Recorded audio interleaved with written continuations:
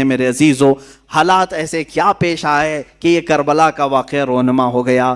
حالات ایسے کیسے آ گئے کہ اتنا بڑا سانحہ ہو گیا؟ میں آپ کو بتاؤں کہ حالات حضرت امیر معاویہ کے انتقال کے بعد سے خراب ہو گئے، بہت خراب، حالانکہ اس سے پہلے ہی خراب ہو گئے تھے۔ آپس میں جنگیں ہوئی، خانہ جنگیاں ہوئی، ایک دوسروں کی لڑائیاں ہوئی، میں ان سب کی طرف نہیں جاتا۔ مولا علی کرم اللہ وجہہ الکریم کی وفات کے بعد حضرت امیر معاویہ نے خلافت کا اعلان کیا، اور ان کی خلافت سن 40 ہجری سے لے کر 60 ہجری تک 20 سال تک چلی، اور 20 سال تک دمشق سے حضرت امیر معاویہ رضی اللہ تعالیٰ عنہ نے خلافت قائم کی، اور یہ چلتی رہی۔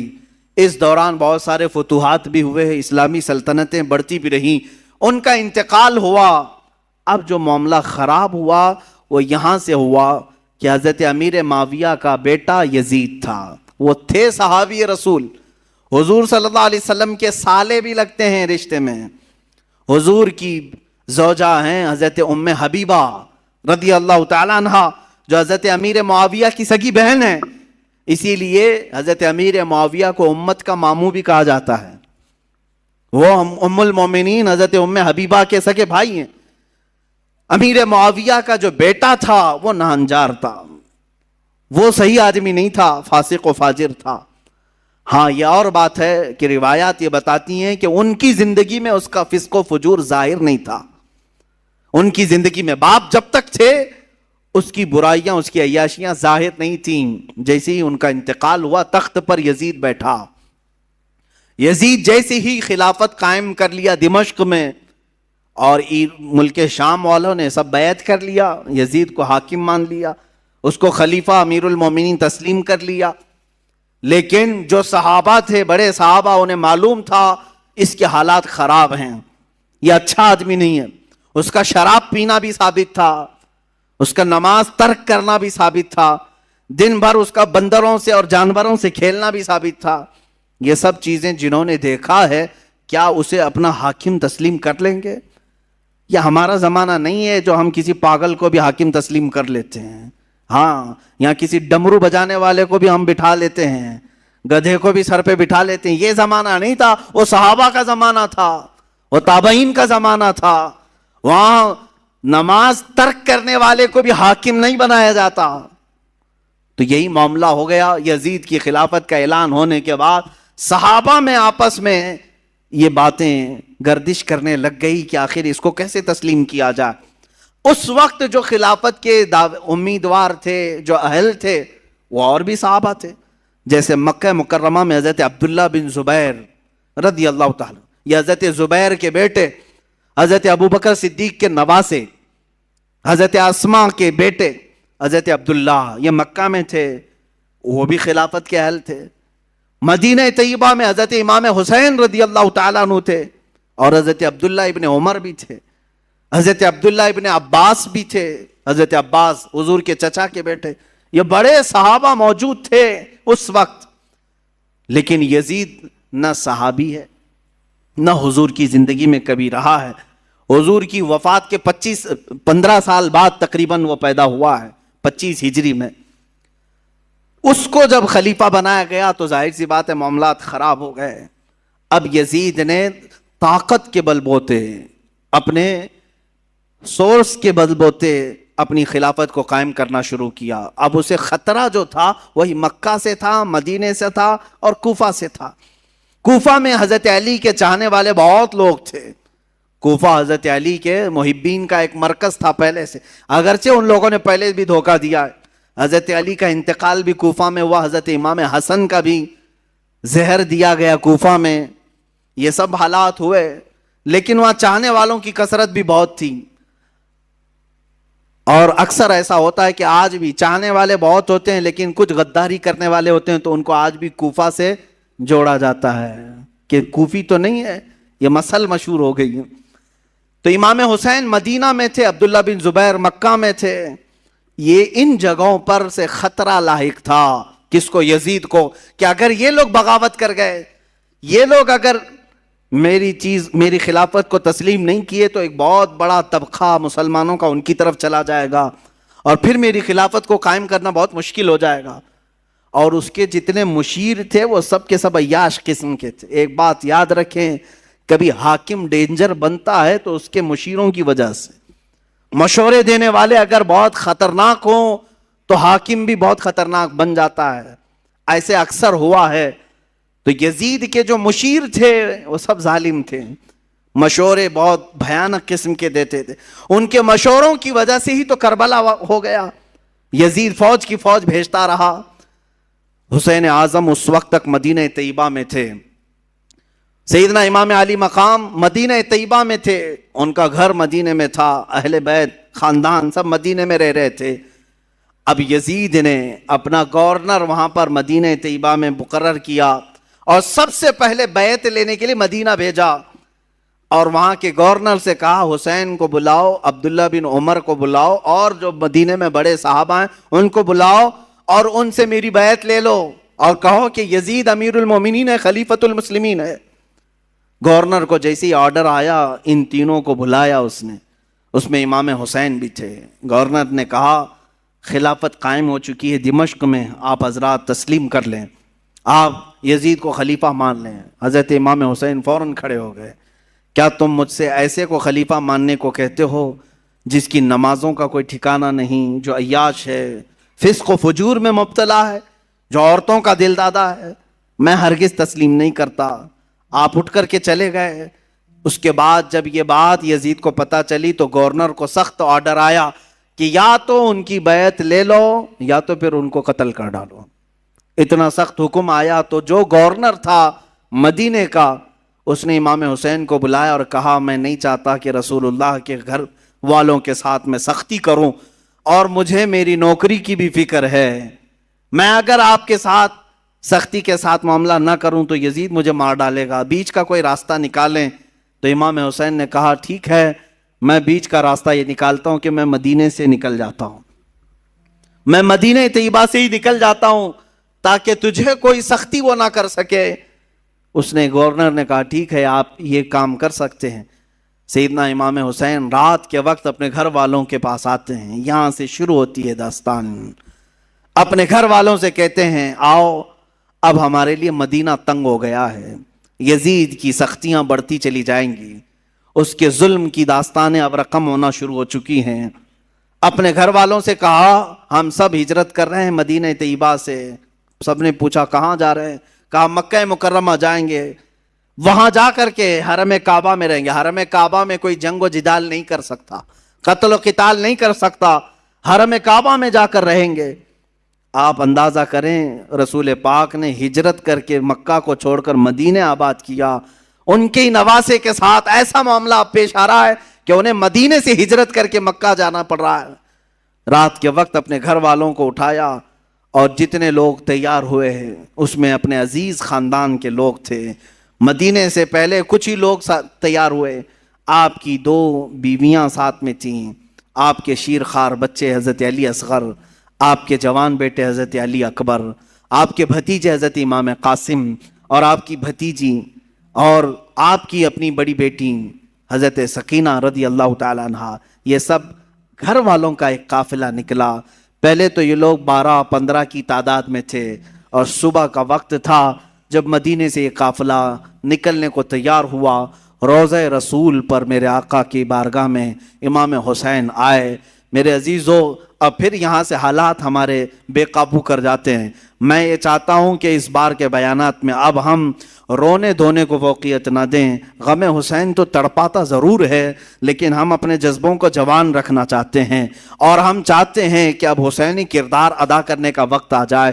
ہمارے جوانوں میں پھر وہ غیرت بیدار ہو جائے کہ ہم دین کی خاطر ہر مصیبت کو اور مشقت کو اٹھانے کے لیے تیار ہو جائیں.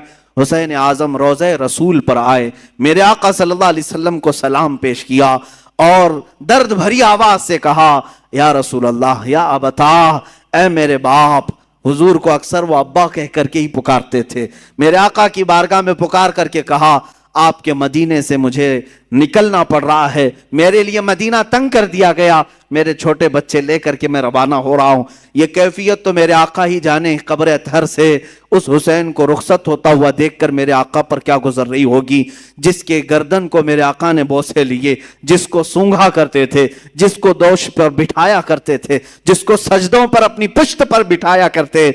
उस हुसैन की रुखसती यकीनन गम का माहौल तो था। मेरे आका सल्लल्लाहु अलैहि वसल्लम के रोज़े अतहर से निकलकर सैयदा कायनात फातिमतुज़ ज़हरा रज़ियल्लाहु तआला अन्हा जो जन्नतुल बकी में दफन थी, उनके रोज़े पर आए। अपनी माँ की तुरबत पर आपने लिपट करके रोया और रुखसती की इजाजत मांगी और कहा, आपका हुसैन अगर मदीना छोड़ रहा है तो सिर्फ इसलिए कि रसूलुल्लाह का ये मदीना खून से आलूदा ना हो, मुसलमानों का खून ना बहे।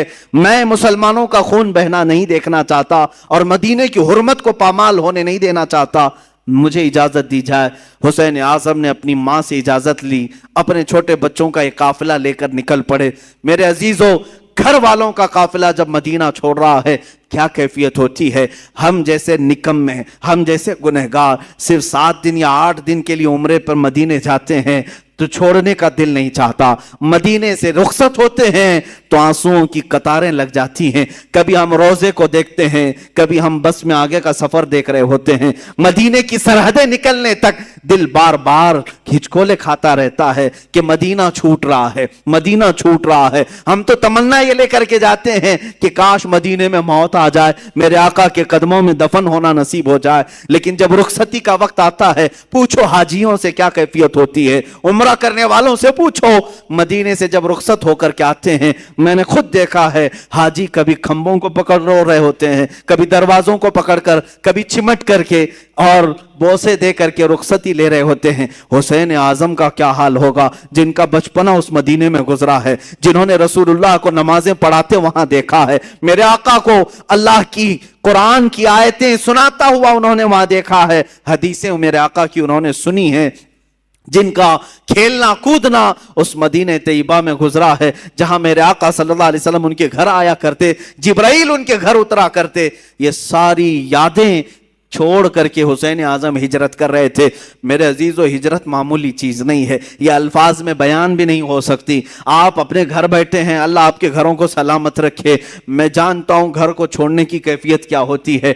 हम जब अपने घर छोड़कर दूसरी जगह खिदमत इस्लाम के लिए भी जा रहे होते हैं, मुझे याद है वो बात, जब पढ़ने के लिए हम बचपन में मदरसे जा रहे होते तो पूरा सफर ट्रेन में रोते हुए जाते थे। कभी माँ की शक्ल सामने आती, कभी बाप की शक्ल, कभी दोस्त याद आते, कभी भाई याद आते। हम जाने के 1 महीने तक वहां रोते रहते थे। हमें मालूम है घर को छोड़ने की कैफियत क्या होती है। और वो हुसैन आजम अपने उस मदीने रसूल को छोड़कर जा रहे थे, जहां उनकी हजारों यादें थीं, जहां उनकी हजारों यादें मेरे आका से वाबस्ता थीं। हुसैन आजम की हिजरत पर लाखों सलाम। उन्होंने अगर हिजरत किया भी है तो दीन मुस्तफा के लिए किया है। ऐ जवानों, तुम सब इस बात को याद रख लेना, अगर मुस्तफा के दीन पर कभी आंच आए, अगर वतन छोड़ना पड़े, हिजरत करना पड़े, तो हिजरत को भी हम बर्दाश्त कर सकें। इसलिए कि सिर्फ और सिर्फ दीन के लिए जिसने हिजरत किया, वमन युहाजिर फी सबीलिल्लाह,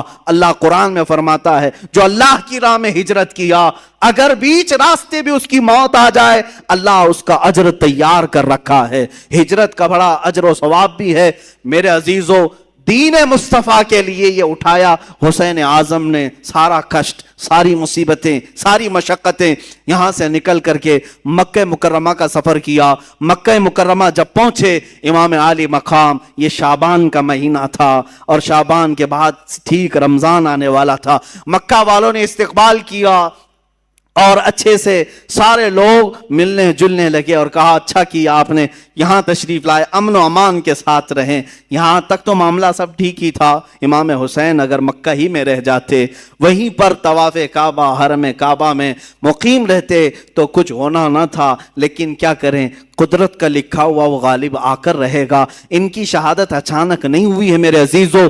हुसैन आजम की शहादत उनके बचपन में ही मशहूर हो गई थी। हुजूर अकरम सल्लल्लाहु अलैहि वसल्लम, हज़रत उम्मे सलमा अपनी ज़ौजा के पास एक शीशी में थोड़ी सी मट्टी ला करके देते हैं और कहते हैं, ए उम्मे सलमा, जिब्राइल मेरे पास आए थे और उन्होंने कहा, या रसूल अल्लाह, आपकी उम्मत आपके इस नवासे को ایک جگہ پر قتل کر دے گی اور خون بہا دے گی۔ میں رونے لگا تو جبرائیل اس جگہ کی مٹی بھی لا کر مجھے دے گئے۔ سلمہ کہتی ہیں میرے آقا نے وہ مٹی مجھے دی اور کہا جس دن یہ مٹی سرخ ہو جائے سمجھ لینا اے سلمہ میرا بیٹا شہید ہو گیا، میرا نواسہ شہید ہو گیا۔ یہ کب میرے آقا نے بشارت دی تھی؟ جب حسین اعظم کی عمر ابھی 5 سال کی تھی۔ 5 سال کی عمر میں ہی ان کی شہادت کی خبر مشہور ہو چکی تھی۔ پھر بھی لوگ کہتے ہیں حضور کو پیٹھ پیچھے کا علم نہیں تھا، جو اپنے نواسے کی 50 سال بعد ہونے والی شہادت کی خبر دے رہے ہوں۔ میرے آقا صلی اللہ علیہ وسلم غیب دان نبی ہیں۔ آقا کونین صلی اللہ علیہ وسلم نے فرمایا تھا اور قدرت کا لکھا غالبانہ تھا، رمضان کا مہینہ چل رہا تھا، بیچ رمضان میں کوفہ والوں نے خط لکھنا شروع کیا۔ یہ کوفہ شہر ہے کیا؟ یہ سارا ماجرا یہ کوفہ میں آ کر کے اٹکتا ہے۔ کوفہ والے ایک ایسا شہر ہے جس کو تقریباً 14 یا 16 ہجری میں بسایا گیا تھا، اور ان لوگوں کی فطرت میں اس طرح عیب نکالنا یا فوراً کسی کا ساتھ چھوڑ دینا یہ دغا بازی پہلے سے رہی اور شاید آج تک بھی ہوگی، آج تک بھی رہی ہو۔ کوفی لوگ اس طرح کی دغا بازیاں کرتے رہے، لیکن وہ شیعان علی میں سے تھے، حضرت علی کی محبت کا دعویٰ کرتے تھے۔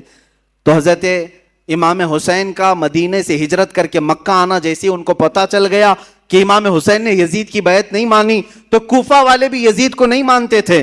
انہوں نے کہا کہ اچھا ہو گیا ہمارے اوپر کوئی امام نہیں ہے، ہم خط لکھ کر کے حسین اعظم کو یہاں بلاتے ہیں، کوفہ میں ان کے ہاتھ پر بیعت کر کے ان کی خلافت کا اعلان کر دیں گے، اور پھر دھیرے دھیرے یزید کو بھی ختم کر دیں گے، اور ساری جگہوں پر ایک ہی خلافت قائم ہوگی، اور وہ ہوگی حسین اعظم کی خلافت۔ کوفہ والوں نے یہ سوچ کر کے خط لکھنا شروع کیا اور حضرت امام حسین کو کہا ہم آپ کے باپ کے وفادار ہیں، آپ کے بڑے بھائی کے وفادار ہیں، آپ تشریف لے آئیں۔ خط پہلے 5-6 خط آئے، آپ نے دیکھا اور رکھا، صحابہ سے مشورہ کیا، سارے صحابہ نے انکار کیا، آپ کوفہ نہ جائیں۔ آپ کے والد گرامی وہیں انتقال کیے، وہیں مارا گیا آپ کے والد حضرت علی کو، اور امام حسن کو زہر دینے والوں میں بھی وہی لوگ تھے، اب آپ نہ جائیں۔ تو مشورہ ایسے ہی ہوتا رہا، ٹلتا رہا، خط پہ خط آتے رہے۔ ایک وقت ایسا آیا کہ 56 خط ایک ساتھ آئے، بعض روایات میں کئی 100 خط آئے جس میں سب مہریں تھیں، سائن تھی، دستخط تھے، اور اس میں اخیر میں یہ خط آ گیا اے حسین اعظم اگر آپ نہیں آتے اور قیامت کے دن ہم سے سوال ہو گیا کہ تم نے یزید جیسے فاسق و فاجر کی بیعت کیوں کی، تو ہم کوفہ والے کہیں گے اے اللہ ہم نے رسول اللہ کے نواسے کو بلایا تھا، وہ نہیں آئے، اس لیے ہم نے یزید کی بیعت مان لی۔ حسین اعظم کو یہ بات بہت لگ گئی، کہا ان لوگوں نے تو ایسی بات رکھ دی ہے، قیامت کے دن اگر مولا مجھ سے سوال کر لے کہ حسین تم اہل تھے خلافت کے اور لوگ بلا بھی رہے تھے، تم نے ان کو یزید جیسے فاسق و فاجر کے حوالے چھوڑ کر مکہ میں امن و امان کیوں لے لیا؟ تمہیں جانا چاہیے تھا، میں کیا جواب دوں گا اللہ کی بارگاہ میں؟ تو حضرت حسین سارے لوگوں کے مشوروں کو رکھتے ہوئے خود اٹھ جاتے ہیں۔ یہ رمضان بھی ختم ہوا، حج کا موسم قریب آ چکا تھا، امام حسین رضی اللہ تعالیٰ عنہ نے کہا نہیں اب میں کوفہ جاتا ہوں۔ پھر بعد میں اصرار ہوا، منع ہوتا رہا، پھر صحابہ کی ایک رائے بیچ میں نکل آئی، حضرت عبداللہ ابن عمر، حضرت عبداللہ ابن زبیر رضی اللہ تعالیٰ عنہما نے کہا ایسا کریں آپ کے جو معتمد ہیں جو بہت خاص ہیں ان کو آپ بھیجیں، اور اگر وہ آپ کو کہہ دیں کہ یہاں حالات ٹھیک ہے تو آپ چلے جائیں۔ تو امام حسین نے اپنے بھائی حضرت امام مسلم بن عقیل رضی اللہ تعالیٰ جو آپ کے چچیرے بھائی تھے، حضرت امام حسین کے چچیرے بھائی تھے، بڑے معتمد تھے، سفر میں ہمیشہ ساتھ رہتے۔ اچھا یہ بھی میں بتاؤں، امام حسین جب مکہ آئے تو الگ الگ علاقوں سے سب ہجرت کر کے اس قافلے میں شامل ہو گئے تھے، تب جا کر کے یہ قافلہ 82 لوگوں کا ہو گیا تھا۔ جو 82 کی تعداد آپ سنتے ہیں یہ دھیرے دھیرے بیچ بیچ میں ملتے آئے۔ تو امام حسین نے حضرت امام مسلم کو بھیجا کہ آپ جائیں کوفہ اور وہاں جا کر کے آپ خط لکھیں، اگر حالات صحیح ہوں گے تو میں اپنے قافلے کو لے کر کوفہ آ جاؤں گا۔ امام مسلم نکلے اور جب وہ راستے میں گئے تو کچھ لوگوں سے راستہ پوچھتے ہوئے کوفہ تک پہنچے۔ میں بہت مختصر سے حالات بیان کر رہا ہوں میرے عزیزو۔ امام مسلم جب کوفہ آئے تو کوفہ والوں نے بہت شاندار استقبال کیا، بڑا شاندار استقبال کیا، اور اس کے بعد آپ کو گورنر ہاؤس میں لے گئے۔ وہاں جانے کے بعد نعمان بن بشیر نام سے جو وہاں گورنر تھے ان کو ہٹایا گیا۔ امام مسلم بن عقیل کے ہاتھ میں 12,000 کوفیوں نے بیعت کیا۔ रोज सुबह शाम आपके इर्द गिर्द भीड़ लगी रहती थी, लोग चाहने वालों की कसरत थी। इमाम मुस्लिम ने देखा कूफा वाले सच्चे अकीदतमंद हैं, सच्ची मोहब्बत वाले हैं, तो इमाम हुसैन को उन्होंने खत लिख दिया, हालात सब अच्छे हैं, आप तशरीफ ले आए। इमाम मुस्लिम बिन अकील ने जब ये हालात देखकर खत लिखा, अचानक मामला पलट गया। कैसे? यजीद को खबर दी गई कि इमाम मुस्लिम वहां कूफा पहुंचे हैं, हुसैन की तरफ से वकील बनकर और बैत ले रहे हैं तुम्हारे खिलाफ वो खिलाफत का ऐलान करने वाले हैं। यजीद ने पूछा क्या किया जाए? कहा गया, उससे मशवरा देने वालों ने कहा नौमान बिन बशीर जो वहां के गवर्नर हैं वो नरम दिल हैं, या तो फिर वो खुद ही ये काम करा रहे होंगे, उनको हटाओ, एक सख्त किस्म के आदमी को वहां भेजो। पूछा गया कौन हो सकता है ऐसा सख्त आदमी? तो सारे लोगों ने उबैदुल्लाह इब्ने जियाद का नाम लिया, जो एक जानिया का बेटा था और बड़ा ही सख्त किस्म का आदमी था, रहम नाम की कोई चीज ही नहीं थी। इब्ने जियाद ये बसरा में रहता था। यजीद ने उसको गवर्नर बनाकर कूफा भेजा। वो चोरी से कूफा में आया, गवर्नर हाउस में दाखिल हो गया। रात के वक्त आया, कूफा वालों को मालूम नहीं हुआ। अचानक आते ही उसने गवर्नर हाउस पर खड़े होकर ऐलान किया, मैं खलीफतुल मुस्लिमीन यजीद की तरफ से गवर्नर बनकर के आया हूं, नौमान बिन बशीर भी नहीं, मुस्लिम बिन अकील भी नहीं, अब तुम सब के सब यजीद की बैत करो। सब लोग भड़क गए, बिफर गए, सब गवर्नर हाउस का इहाता किए। लेकिन ये चालाक अय्यार आदमी ने कूफा के मुअज़्ज़ज़ खानदानों में से कुछ लोगों को गिरफ्तार करके अपने गवर्नर हाउस में बंद किया था, और 10-12 लोग ऐसे थे जिनको कैद करके रखा था। इमाम मुस्लिम के साथ 10,000 लोग आए, गवर्नर हाउस के अतराफ घेरा किया।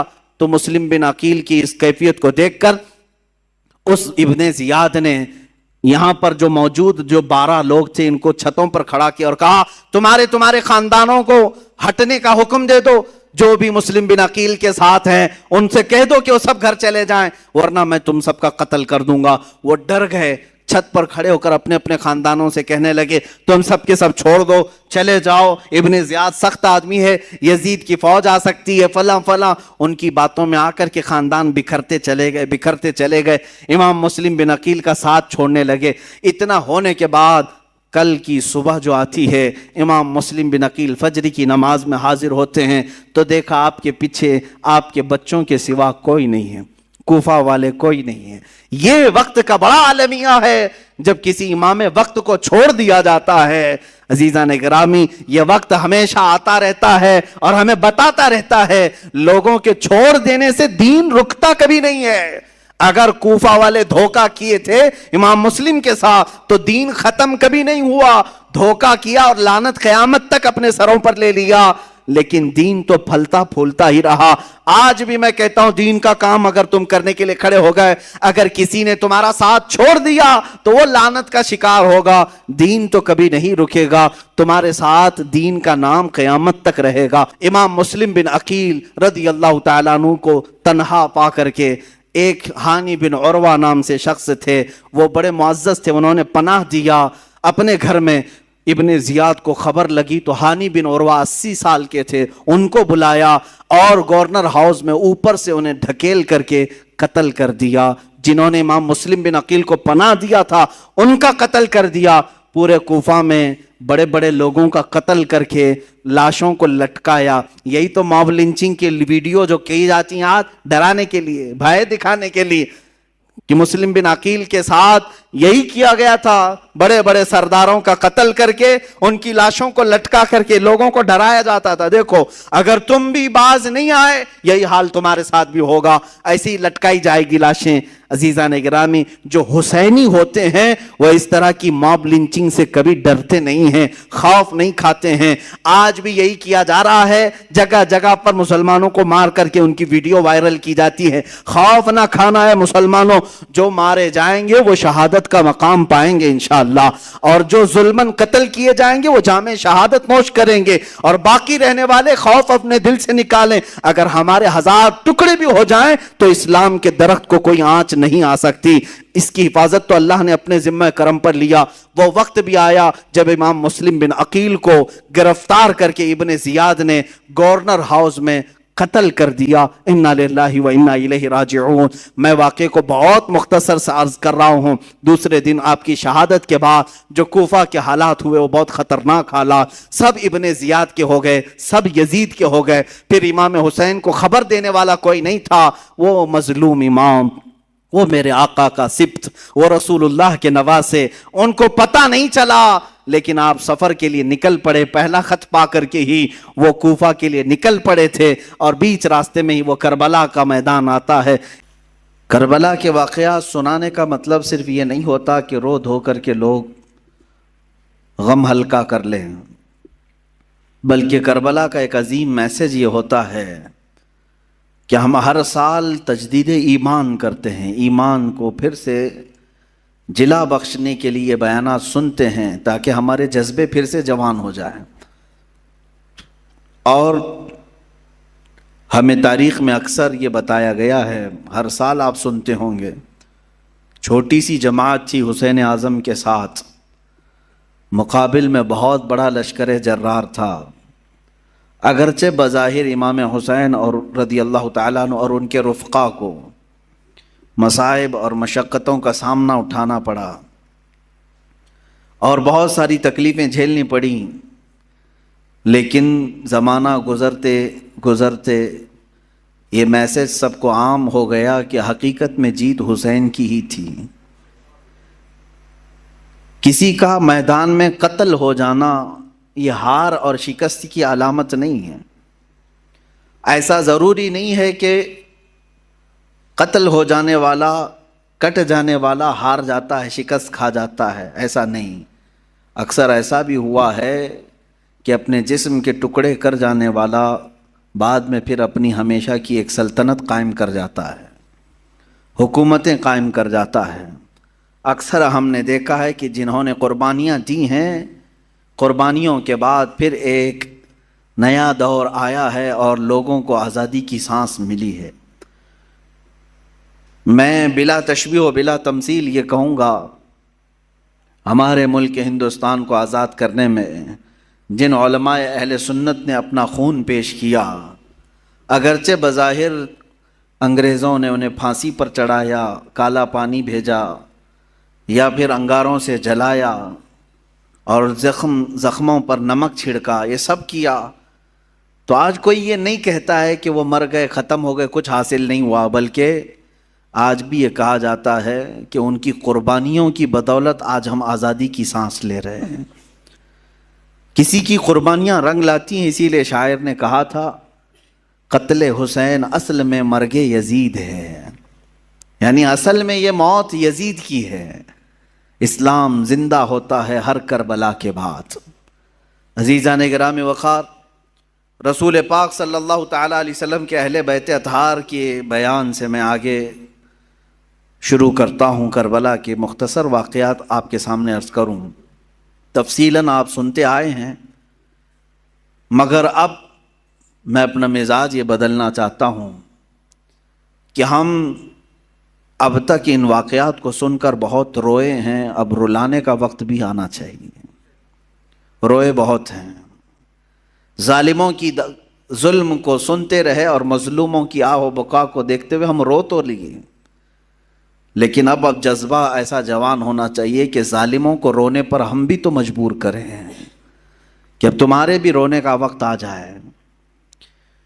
یہ اہل بیت اطہار حضور اکرم صلی اللہ تعالیٰ علیہ وسلم کے اس عظیم گھرانے کو کہتے ہیں جن کی پاکی اور صفائی قرآن نے خود بیان کی۔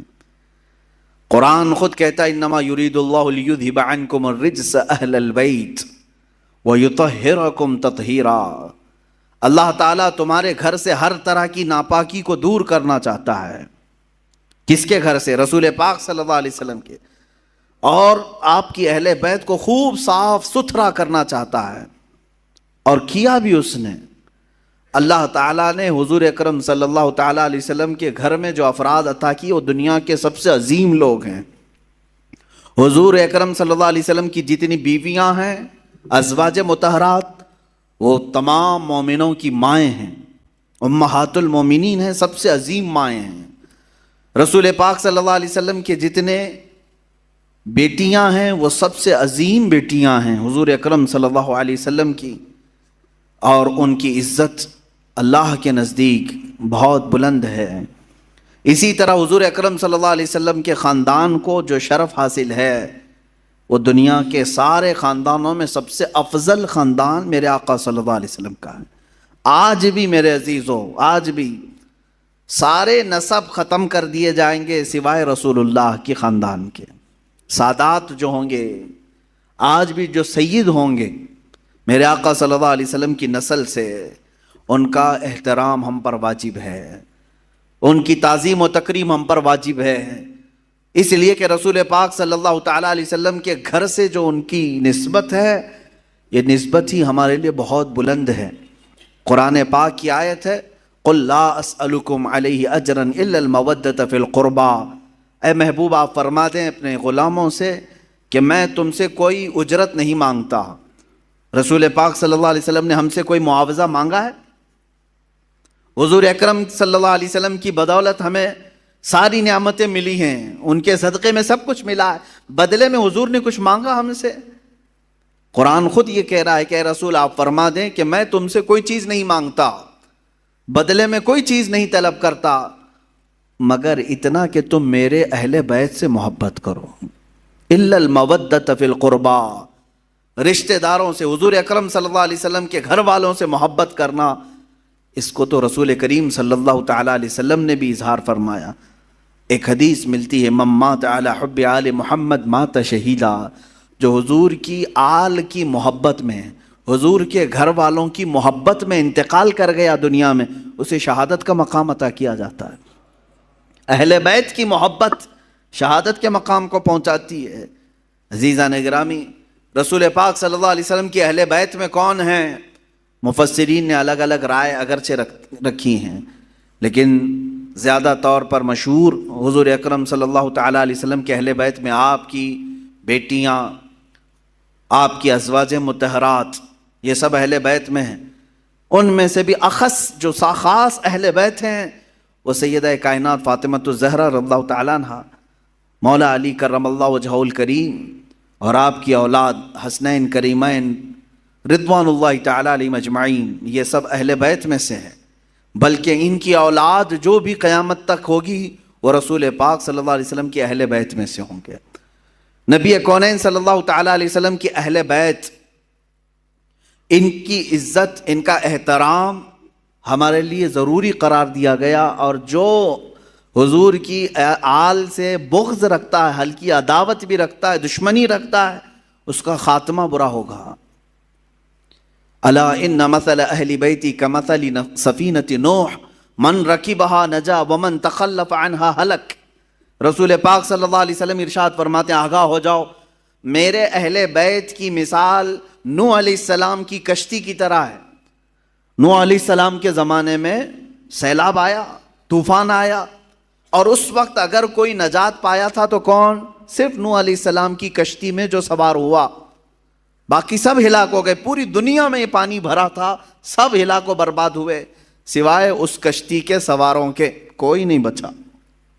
تو اللہ کے حبیب صلی اللہ علیہ وسلم فرماتے ہیں میرے گھر والے، میرے اہل بیت نوح علیہ السلام کی کشتی کی طرح ہیں، جو انہیں تھام لیا وہ نجات پا گیا، جو ان سے دور ہوا وہ ہلاک ہو جائے گا۔ اہل بیت سے جو نفرت کیا یا ان سے دوری اختیار کیا وہ ہلاک ہو جائے گا۔ عزیزان گرامی وقار، یقیناً اہل بیت ہمارے لیے سر کا تاج ہیں، لیکن ساتھ میں ہمیں رسول پاک صلی اللہ علیہ وسلم نے اپنے صحابہ کی محبت بھی سکھائی۔ حضور اکرم صلی اللہ علیہ وسلم کا یہ فرمان عالی شان ہے، اصحابی کالنجوم بأیہم اقتدیتم اہتدیتم، میرے صحابہ ستاروں کی مانند ہیں، تم جس کی بھی پیروی کرو گے ہدایت پا جاؤ گے۔ یہ میں کیوں آج عرض کر رہا ہوں؟ اہل بیت کا تذکرہ ہونا چاہیے، لیکن ساتھ میں نے صحابہ کا بھی ذکر کیا۔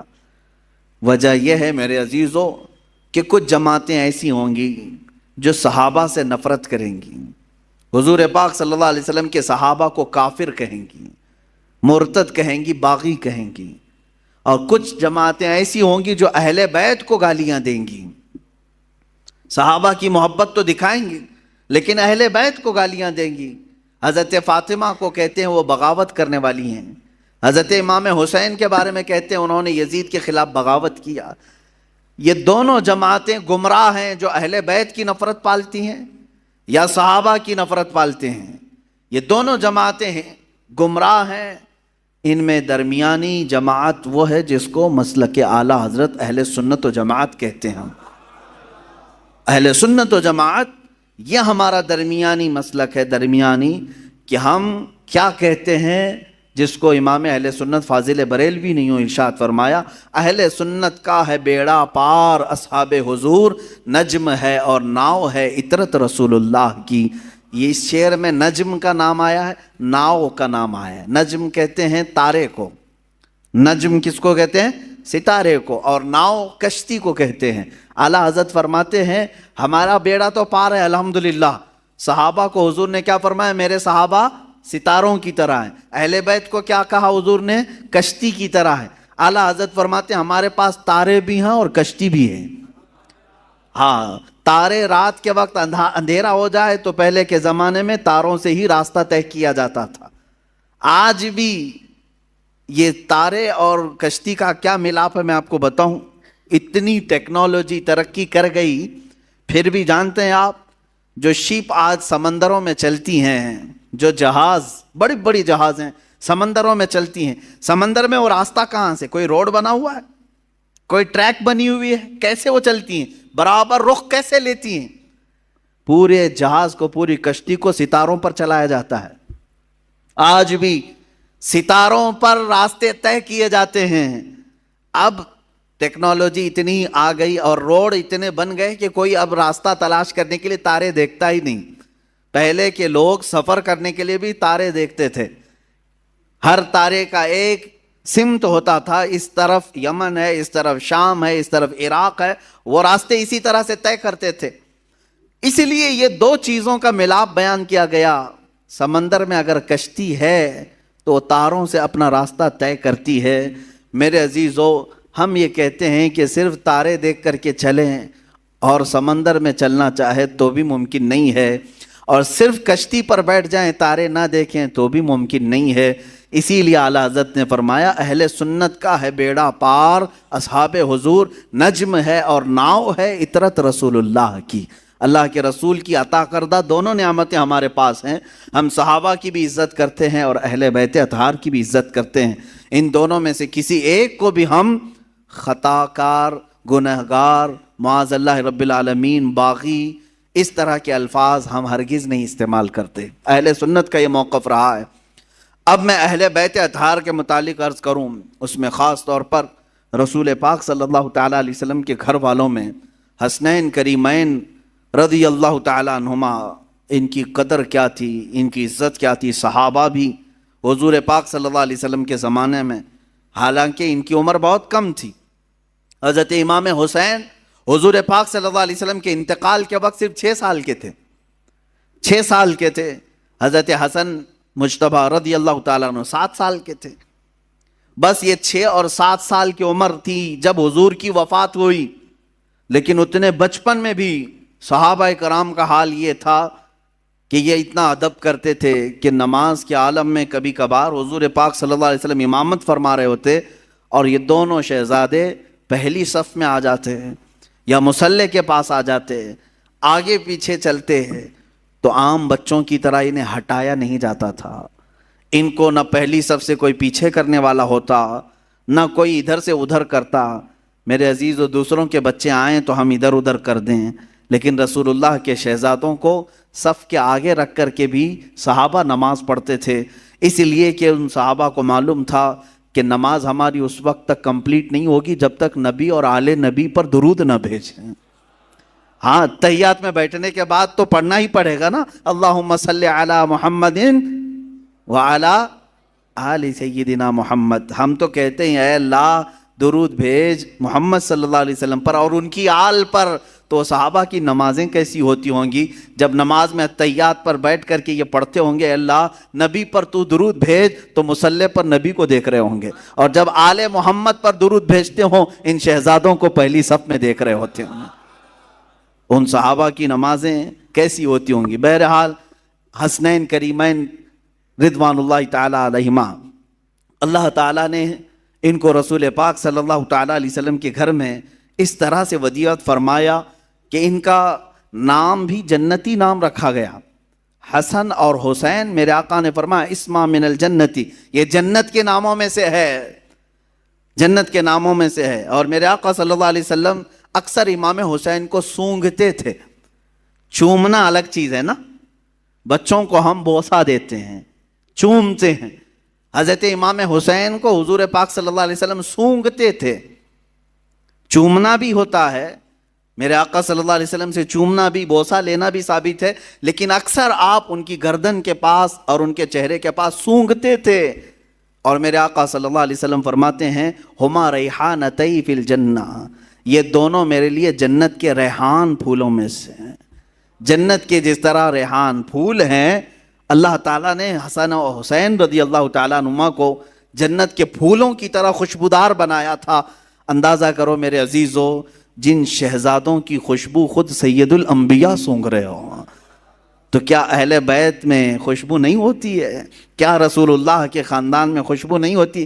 یہاں پر مجھے وہ بات یاد آتی ہے، کسی نے مجھ سے کہا تھا کچھ سال پہلے، میں نے ایک واقعہ بیان کیا تھا، اعلیٰ حضرت امام احمد رضا خان فاضل بریلوی رضی اللہ تعالیٰ عنہ کے اہل بیت کا ادب کرنے کا ایک واقعہ مشہور ہے، جس کو ایک صاحب نے اعتراض کر کے کہا تھا کہ ایسا کیسا انہوں نے سونگھ لیا. سنیے، بریلی شریف میں پالکی چلتی تھی.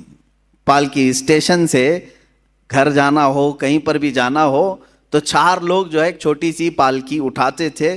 جیسے اب رکشہ ہے، پہلے وہ لوگ مزدور اٹھا کر کے لے جاتے تھے، عام تھا. یہ مکہ میں بھی موجود تھا، طواف کرانے کے لیے پالکیاں ہوتی تھی، حبشی لوگ اٹھاتے تھے. بریلی میں امام اہل سنت فاضل بریلوی نے یہ کرائے کے پالکی والوں کو بلایا. اس میں 3 لوگ تھے یا 4 لوگ تھے یا جتنے بھی تھے، پالکی اٹھانے والوں نے کرایہ طے کیا، اٹھا لیا. تھوڑی دیر کے بعد اعلیٰ حضرت فاضل بریلوی رضی اللہ تعالیٰ عنہ کہنے لگے روک دو روک دو. روکا گیا، اتر گئے، کہا کہ تم میں سے کوئی سید زادہ ہے؟ پالکی اٹھانے والوں میں سے کوئی سید زادہ ہے؟ تو لوگوں نے کہا میاں تمہیں تو کرائے سے مطلب ہے، کرایہ دو اور چلو آگے، پیسے دو اور اپنا، یہ کیا ہے، سید ہے، پٹھان ہے، کوئی بھی تو اٹھائے. اعلیٰ حضرت نے کہا ہرگز نہیں، میرا یہ شیوا نہیں ہے کہ کسی سید زادے پر میں سوار ہو جاؤں. آپ نے بار بار اصرار کیا تو ان پالکی اٹھانے والوں میں ایک سید زادہ تھا. انہوں نے کہا کہ ہاں میں سید ہوں. اللہ اکبر. تھوڑی دیر ہی سوار ہوئے تھے، اعلیٰ حضرت رضی اللہ تعالیٰ عنہ ان کے ہاتھوں کو پکڑ لیا، رونے لگے. بڑی خطا ہو گئی مجھ سے، غلطی ہو گئی، میں قیامت کے دن کیا منہ دکھاؤں گا رسول پاک کو کہ احمد رضا تو میرے بیٹے کے کندھے پر سوار ہوا تھا.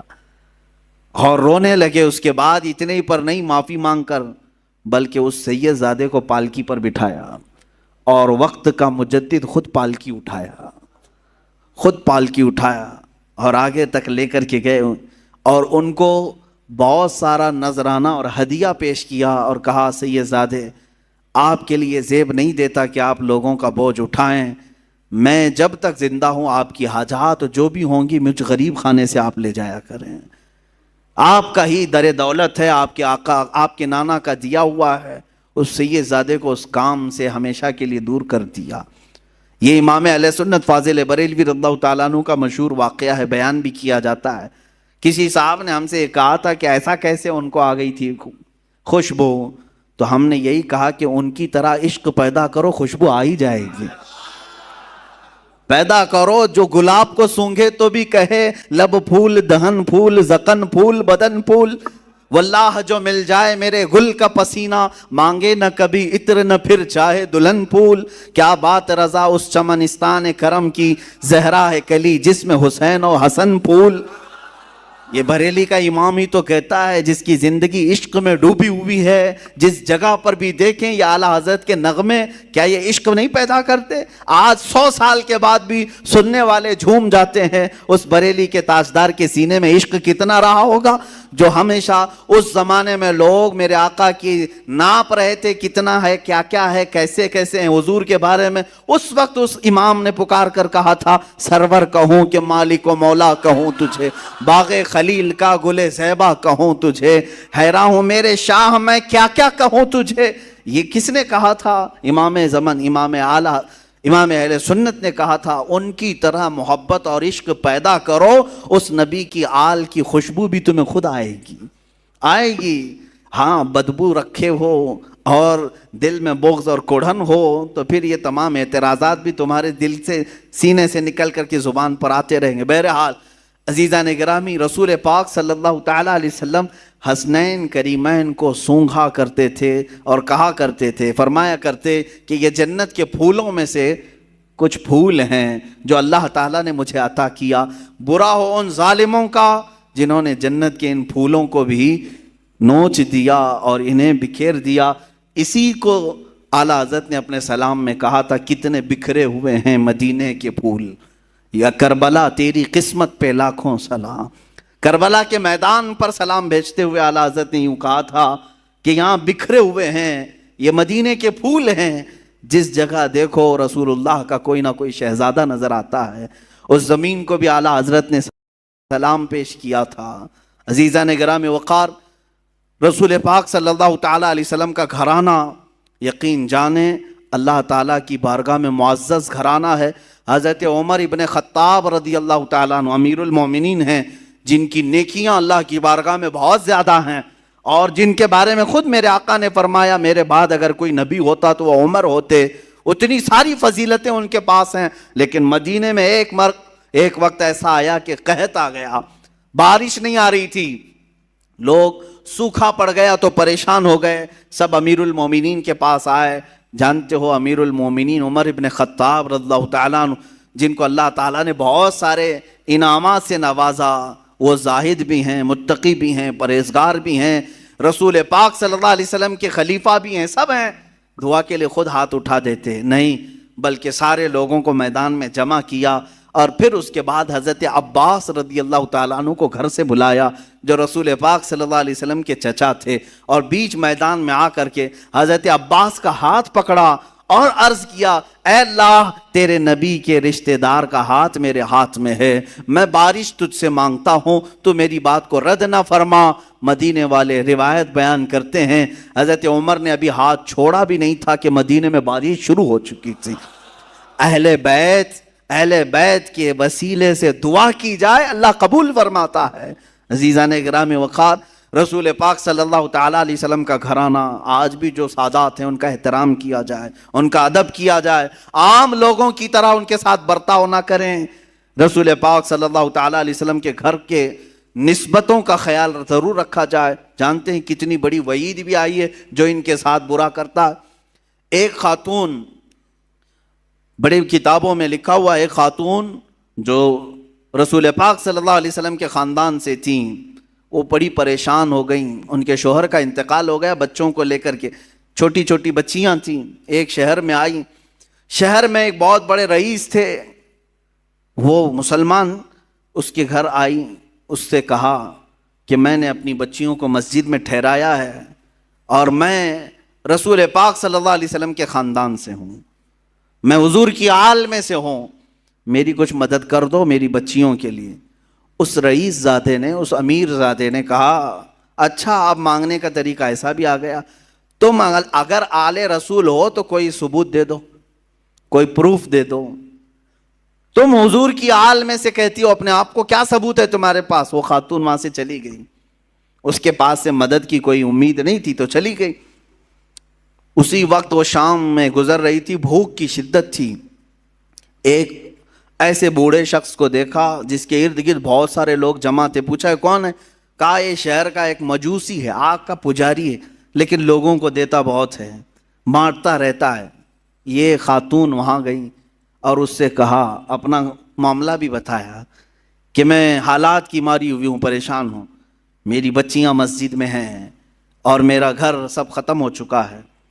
تو اس مجوسی شخص نے اتنا سنا تو فوراً اپنے گھر سے عورتوں کو بلوا کر کے کہا، جاؤ اس خاتون کی بچیاں جو مسجد میں ٹھہری ہیں عزت سے انہیں لے آؤ، اپنے گھر میں مہمان بناؤ، اور یہ خاتون کہتی ہے کہ یہ محمد صلی اللہ علیہ وسلم کی آل میں سے، ان کی عزت ہونی چاہیے۔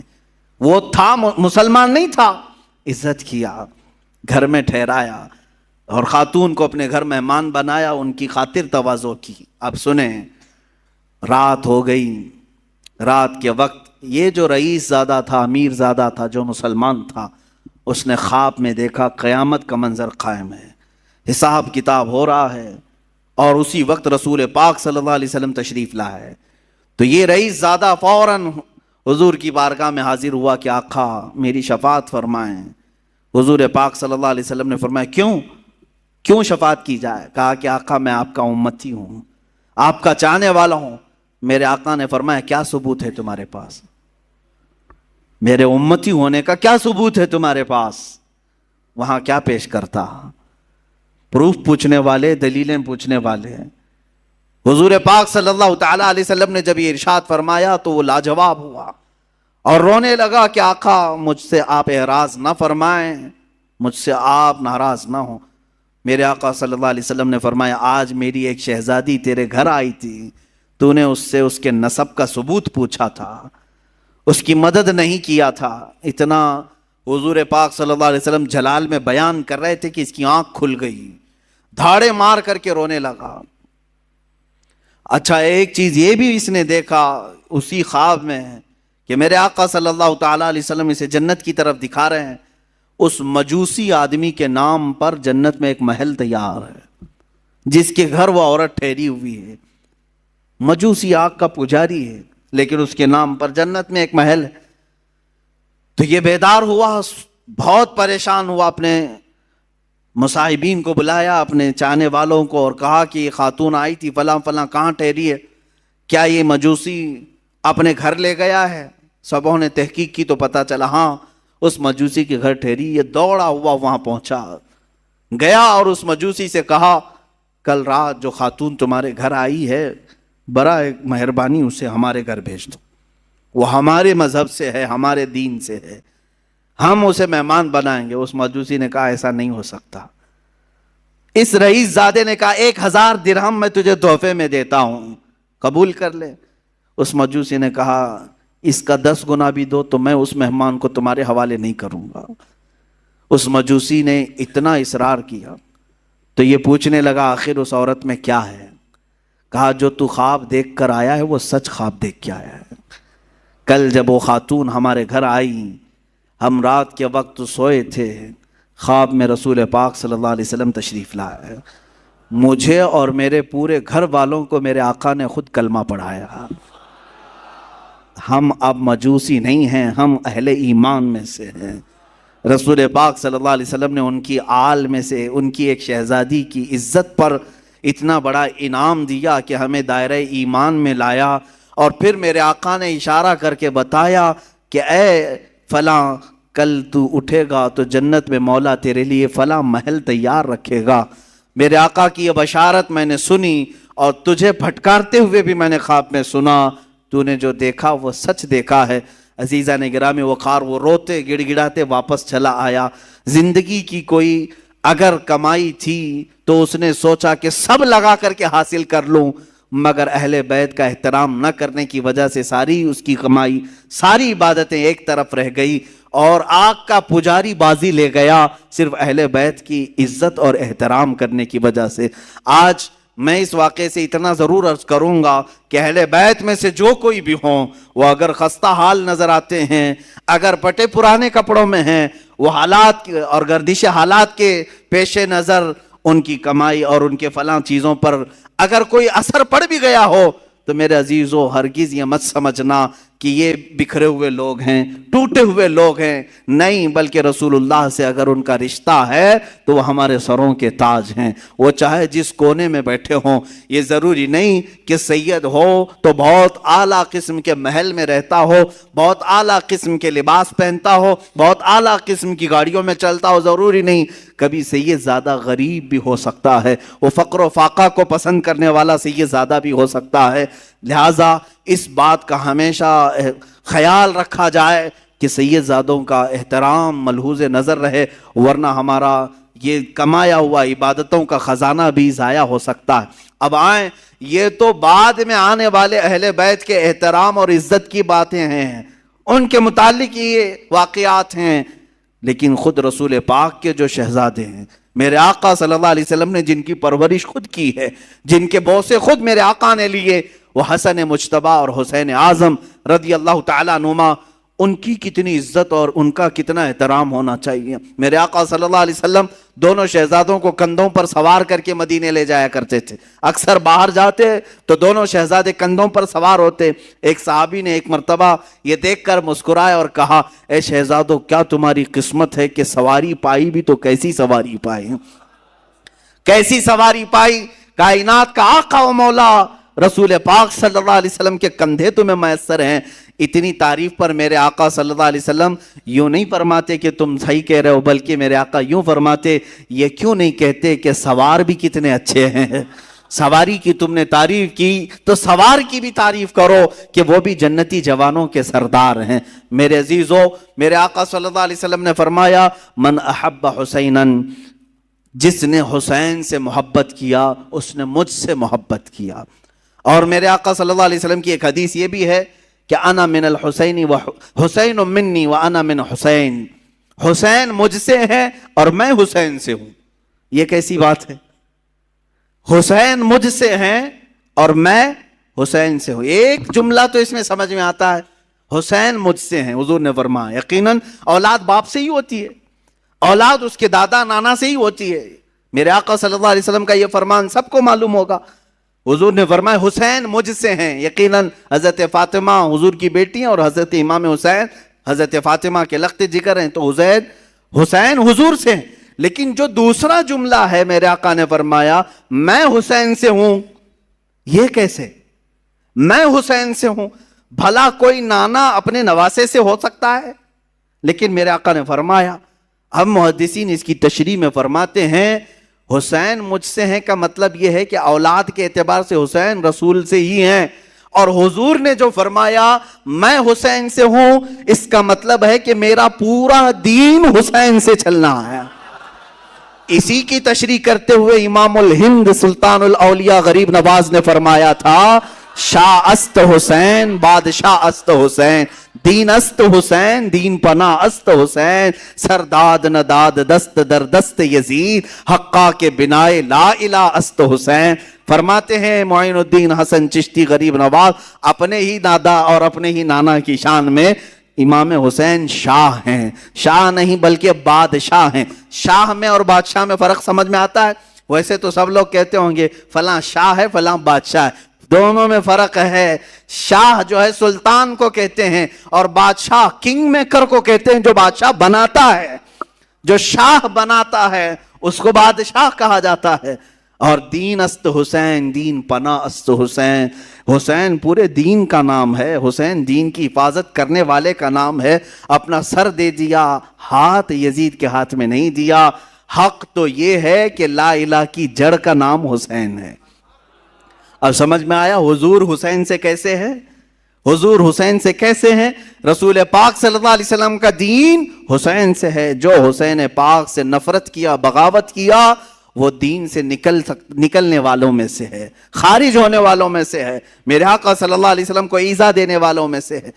میں ابھی چند دن قبل، ابھی اسی محرم سے قبل ایک بات سنا، کسی سعودی لقوہ مارے ہوئے آدمی کو یہ کہتے ہوئے سنا، ہاں ریالوں نے جس کا لقوہ مارا ہے جس کے عقیدے پر، اگر یہ دو شہزادوں کی لڑائی تھی کربلا کی، دو شہزادوں کی لڑائی تھی، یعنی حضرت حسین حضرت علی کے شہزادے اور یزید حضرت امیر معاویہ کا شہزادہ، آپس میں دو بڑے بڑے لوگوں کے بیٹوں کی لڑائیاں تھیں۔ اس بیوقوف کو معلوم کہاں ہے، کہاں کس کو شہزادہ کر رہا ہے، کس کو شہزادہ کہہ رہا ہے۔ ہاں حسین ابن علی رضی اللہ تعالیٰ یقیناً شہزادہ رسول ہیں، لیکن یزید کو شہزادہ کہا جائے گا؟ پلید ہے، جس کے نام کے ساتھ ہم پلید کا لفظ استعمال کرتے ہیں۔ یہ شہزادوں کی لڑائیاں نہیں تھی، حق و باطل کی لڑائی تھی، حق و باطل کی لڑائی تھی، اور نہ ہی دو خاندانوں کی لڑائی تھی، اور نہ ہی یہ سیاست کا معاملہ تھا جیسے آج کچھ لوگ یہ بھی پیش کرنا چاہتے ہیں۔ جیسے پہلے یہ جوکر نائک کہتا تھا کہ یہ سیاست کا معاملہ تھا، یہ سیاسی معاملات تھے جس کی وجہ سے یہ لڑائیاں ہو گئی۔ ان کو ایسا لگتا ہے کہ سیاست اس وقت ایسی ہی تھی جیسے الیکشن کے لیے، ووٹنگ کے لیے جگہ جگہ گھومنا پڑے۔ ارے حسین اعظم ہے، حسین اعظم ہے، رسول اللہ کے نواسے ہیں۔ اللہ تعالیٰ نے ان کو اتنی طاقت و قوت عطا کی تھی، وہ چاہتے تو پوری دنیا پر اپنی حکمرانی قائم کر لیتے. انہوں نے میرے آقا کے فقر و فاقے کو پسند کیا. اگر ان کو حکومت ہی پیاری تھی اور سیاست ہی کرنا تھا تو اپنے باپ کے انتقال کے بعد فوراً کھڑے ہو جاتے. حضرت امیر معاویہ 20 سال تک خلیفہ رہے، تب تک امام حسین نے نہیں مطالبہ کیا. اگر ان کو یہی سب شوق تھا بادشاہت کا، سیاست کا، تو وہ تو حضرت علی کے بیٹے تھے. خلافت حضرت علی کے بعد ختم ہو رہی تھی تو وہ دعویٰ کر سکتے تھے کہ میرے باپ کی خلافت اب مجھے آئے. نہیں دعویٰ کیا کبھی. یہاں سے بات سمجھ میں آتی ہے 20 سال کے بعد اگر وہ مدینے سے اٹھ رہے ہیں تو صرف اس بات پر اٹھ رہے ہیں کہ نبی کونین کے دین پر کوئی غدار اور فاسق و فاجر کرسی نہ بچھا سکے. اور آج تک میرے عزیزوں اس کا اثر دیکھنے کو ملتا ہے. حسین اعظم کا ایک مرتبہ کھڑا ہو جانا اس زمانے میں، اس کا اثر آج تک دکھتا ہے. مجھے بتاؤ کس مسجد کے امام کو آپ چور رکھتے ہیں؟ چور ڈکیت ہو، لفنگا ہو، اناڑی ہو، ٹپوری ہو، جس طرح کا بھی ہو، اسے امام بناتے ہیں آپ؟ کیوں نہیں بناتے؟ بزنس تو کرتے ہیں، سب کچھ کرتے ہیں ایسے لوگوں کے ساتھ، لیکن مصلے پر آپ ہر چیز دیکھتے ہیں. داڑھی پوری ہے کہ نہیں، کپڑے صحیح ہے کہ نہیں، داغ تو نہیں لگے اس کو. ہاں، اور اگر یہ امام کہیں ادھر ادھر کس سے مل رہا ہے کس سے نہیں مل رہا ہے یہ تک آپ نظر رکھتے ہیں. اچھی بات ہے، نظر رکھتے ہیں، ٹھیک ہے. امام کے پیچھے پڑے رہتے ہیں، کیوں؟ اس کی وجہ یہی ہے کہ آپ اپنا امام ویسا ہی دیکھنا چاہتے ہیں جیسے امام حسین نے تصور دیا ہے. ہم حسینی ہیں الحمدللہ. بھائی یزید کو آپ نے امام تسلیم اسی لیے نہیں کیا کہ اگر رسول اللہ کے نواسے نے اس وقت اس کو امیر المومنین کہہ دیا ہوتا تو پھر قیامت تک آنے والے سب لوگ یہ دلیل بناتے رسول اللہ کے نواسے نے جب ایک فاسق و فاجر کو امام بنایا تھا تو ہماری مسجدوں کا امام چور ہو جائے تو کیا فرق پڑتا ہے؟ لوگ دلیل بنا سکتے. امام علی مقام نے قیامت تک آنے والوں کے لیے ایک ایسا مشعل پیدا کیا، ایک ایسی روشنی بنائی کہ اسی کے بل بوتے آج تک ہم چل رہے ہیں. عزیزان گرامی، حسنین کریمین رضوان اللہ تعالی علیہما حضور پاک صلی اللہ تعالی علیہ وسلم کی گود میں کھیلنے والے، یہاں تک کہ اکثر حضور کا جبہ مبارکہ کافی کشادہ ہوتا، کبھی پہن کے آتے ہیں. تو صحابہ روایت کرتے ہیں کہ کبھی کبھار حضور اکرم صلی اللہ علیہ وسلم اپنے جبے کے اندر کوئی چیز چھپا کر کے آتے تو ہم دیکھتے کوئی قیمتی چیز چھپا کر آئے ٹھنڈیوں کے دنوں میں، لیکن وہ قیمتی چیز وہی شہزادے ہوتے تھے، حضور کے جبے میں چھپے ہوئے ہوتے ہیں. حضرت حسن مجتبیٰ اور حسین اعظم رضی اللہ تعالیٰ. آپ اندازہ کریں صحابہ اکرام حضور صلی اللہ علیہ وسلم کی ایک جھلک دیکھنے کے لیے بے قرار رہتے، صحابہ حضور کے مہر نبوت کو دیکھنے کے لیے بے قرار رہتے، حضور اکرم صلی اللہ علیہ وسلم کے بوسے لینے کے لیے بے قرار رہتے. ان شہزادوں کی عظمت اور ان کی قسمت کو دیکھیں کہ ہمیشہ حضور کے جسم مبارکہ سے لگے ہوئے ہوتے تھے، یہاں تک کہ سجدے میں میرے آقا جائیں تو اس پر سوار بھی ہو جاتے تھے. میرے آقا ان کو ہٹاتے نہیں تھے، لمبا سجدہ کر لیتے لیکن ان شہزادوں کو گرنے نہیں دیتے تھے. یہ ان شہزادوں کی تربیت ہے. ایک دن حضرت فاطمہ بے قرار تھیں، بچے نظر نہیں آ رہے ہیں. حضور پاک صلی اللہ علیہ وسلم گھر میں آئے، پوچھا بچے کہاں ہیں؟ حضرت فاطمہ کہتی ہے میں کب سے ڈھونڈ رہی ہوں، بچے نہیں مل رہے ہیں، چھوٹے چھوٹے تھے. رسول پاک صلی اللہ تعالی علیہ وسلم ڈھونڈنے کے لیے بھیجے تو دیکھتے ہیں مدینہ مسجد نبوی کے تھوڑا سا دور ایک درخت کے نیچے دونوں بچے بیٹھے ہوئے ہیں، کھیل رہے ہیں، لیکن جبرائیل امین دونوں پر سایہ کیے ہوئے ہیں. ہاں، فرشتے سایہ کیے ہوئے رہتے ہیں. اور یہی حسنین کریمین ہیں. حضور پاک صلی اللہ علیہ وسلم گھر میں ان کو خود کھلایا کرتے تھے. بچوں کے ساتھ اگر کھیلنا حضور کا ثابت ہے تو ان شہزادوں کے ساتھ ہے. کشتی لڑا رہے ہوتے حضور پاک صلی اللہ علیہ وسلم، حضرت حسن اور حسین کی کشتی لڑا رہے ہیں. ہوتا ہے گھروں میں دو بچوں کی کشتی لگاتے ہیں تو حضور صلی اللہ علیہ وسلم کس کی سائیڈ لے رہے تھے؟ حضرت امام حسن کی سائیڈ لے رہے تھے. وہ بڑے تھے اور حضرت حسن کو کہتے تھے حسن تم حسین کو یہاں سے پکڑو، ادھر سے پکڑو، ادھر سے پکڑو، جیسے ہم بچوں کو کشتی لڑواتے ہیں. میرے آقا صلی اللہ علیہ وسلم جب اس طرح کا مقابلہ کروا رہے تھے، حضرت فاطمہ گھر میں سے کہتی ہیں ابا جان یہ کیسی بات ہے، آپ بڑے کی سائیڈ لے رہے ہیں، حسن بڑے ہیں آپ ان کی سائیڈ لے رہے ہیں، حسین چھوٹا ہے۔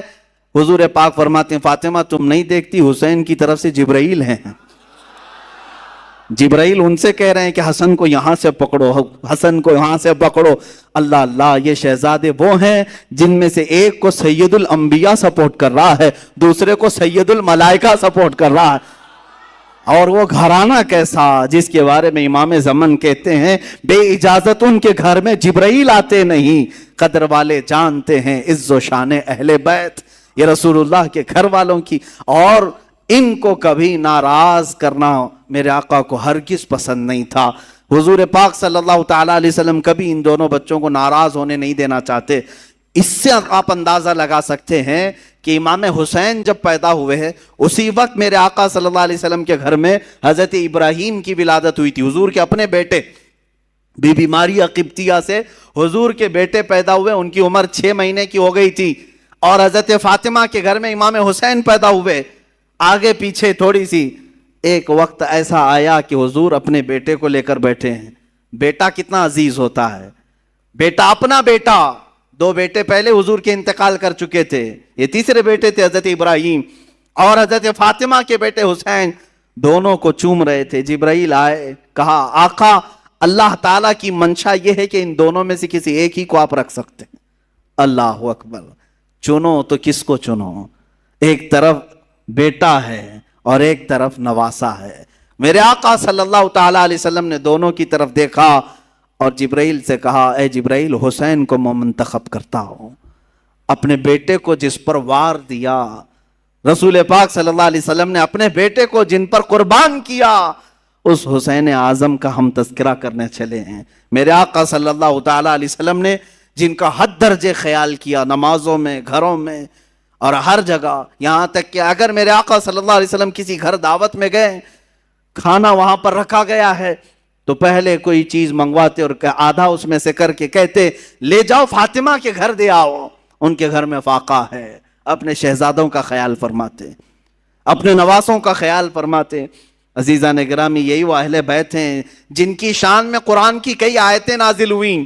وَيُطْعِمُونَ الطَّعَامَ عَلَى حُبِّهِ مِسْكِينًا وَيَتِيمًا وَأَسِيرًا، یہ آیت ہے سورہ دہر کی 29ویں پارے میں۔ ہوا یہ تھا کہ حضرت فاطمہ کی کنیز فضہ، انہوں نے منت مانگی تھی، دونوں شہزادے بہت بیمار تھے کہ اگر یہ صحیح ہو جائیں تو ہم 3 روزے رکھیں گے، اگر یہ صحیح ہو گئے تو 3 روزے رکھیں گے۔ گھر والے بچے صحیح ہو گئے، روزہ رکھا سارے لوگوں نے مل کر، مولا علی کرم اللہ وجہہ الکریم، حضرت فاطمہ اور یہ کنیز فضہ اور 2 شہزادے ہیں۔ حضرت علی کی کمائی 2 درہم کی تھی، باغیچے سے خدمت کے بعد 2 درہم لاتے جس سے اتنا آٹا آتا کہ 5 روٹیاں بن سکتی تھیں۔ یہ اہل بیت کا گھرانہ ہے۔ افطار میں روٹیاں بنی، شام کے وقت کسی فقیر نے آواز دی، ایک مسکین آیا، فقیر آیا، کہا میں نے سنا ہے کہ یہ رسول اللہ کے گھر والے ہیں، یہ اہل بیت ہیں، میں بہت بھوکا ہوں، مجھے کھلا دیا جائے۔ حضرت فاطمہ نے 5 روٹیاں اٹھا کر دی تھیں، پانی پی کر کے ان لوگوں نے افطار کیا، دوسرا بھی روزہ رکھا۔ دوسرے دن حضرت علی پھر آٹا لے آئے، 5 روٹیاں بنائیں۔ آج کے دن ایک یتیم بچہ آیا، افطاری کے وقت میں اس نے بھی وہی آواز اٹھائی، حضرت فاطمہ نے وہ 5 روٹیاں اٹھا کر اس یتیم کو کھلایا۔ آج پھر پانی سے افطار کیا، تیسرا روزہ تھا۔ تیسرے روزے کے دن حضرت علی خود محنت کر کے اتنے پیسے لے آئے کہ پھر 5 روٹیاں بنی۔ اس دن افطار کے لیے بیٹھے تو جیل سے چھوٹا ہوا ایک قیدی آیا، کہا میں ہر گھر کو کھٹکھٹا لیا، مجھے کوئی نہیں کھلایا، میں نے سنا ہے کہ یہ اہل بیت ہیں، رسول اللہ کے گھر والے، یہاں سے واپس نہیں بھیجتے کسی کو۔ حضرت فاطمہ نے اس قیدی کو بھی 5 روٹیاں دی تھی۔ تیسرا دن گزر گیا، پیٹ پیٹ سے لگ گیا، بھوک کی شدت ہے، بچے طاق میں بیٹھ گئے اور حضرت علی جھک گئے تھے۔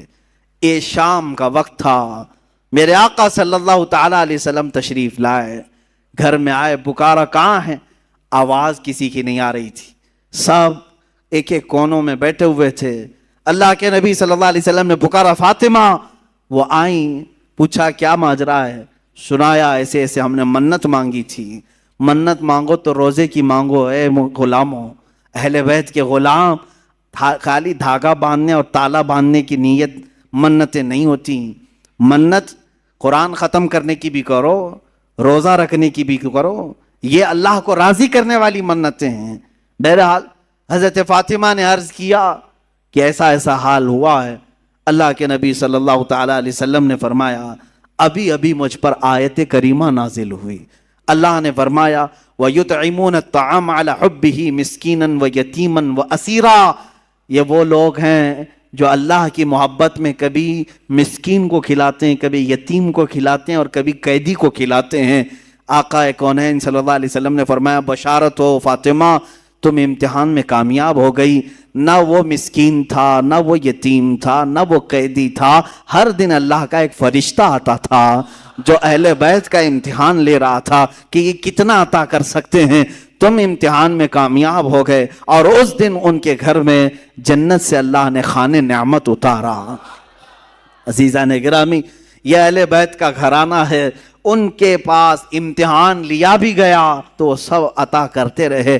ان کی شان ہی یہی ہے. الحمدللہ ہم نے بھی بہت سارے سادات اور مشائخ کو دیکھا ہے، وہ نوازنے والوں میں سے ہیں، عطا کرنے والوں میں سے ہیں. رسول پاک صلی اللہ تعالیٰ علیہ وسلم کی یہ صفات ان کے گھروں میں آج بھی پائی جاتی ہیں. اللہ ان کا سایہ ہمارے سروں پر دراز فرمائے. انشاءاللہ العزیز کربلا کے جو خونی مناظر ہیں وہ کل عرض کیے جائیں گے. اللہ اہل بیت کی ان قربانیوں کو قبول فرمائے. ان کی قربانیوں کے صدقے مولا ہم سب کے جذبوں کو جوان فرمائے. مولا ہمارے اندر سے بزدلیوں کو دور کرے. اللہ تعالی ہمارے بازوؤں میں قوت حیدری عطا فرمائے. حسین اعظم کی شجاعت عطا فرمائے. حسن مجتبیٰ کی اللہ تعالی ہمیں سیادت عطا فرمائے. اے رب ذوالجلال، کربلا سننے والے جتنے ہیں ان سب کو مولا کربلا کے صدقے تمام آفات و بلیات سے محفوظ فرما دے. ہمارے گھروں کو ہر طرح کی آفات و بلیات سے محفوظ فرما. وصلی اللہ تعالی علی خیر خلقہ محمد وآلہ واصحابہ اجمعین وآخر دعوانا ان الحمد للہ رب العالمین. عزیزان گرامی، میں وقت کی قلت کی وجہ سے اب اپنی گفتگو کو ختم کرتا ہوں. باقی کا واقعہ کل عرض کروں گا.